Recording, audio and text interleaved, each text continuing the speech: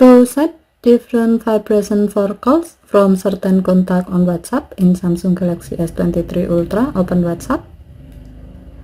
And then tap the required chat from a contact you like to change its call vibration duration.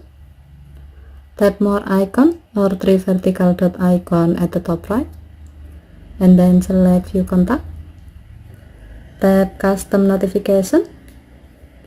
If custom notification is still disabled, check the box next to use custom notification to enable this option. Under call notification section, tap vibrate and then select the desired vibration duration you like to use. As the example, we will select short. Tap the back button.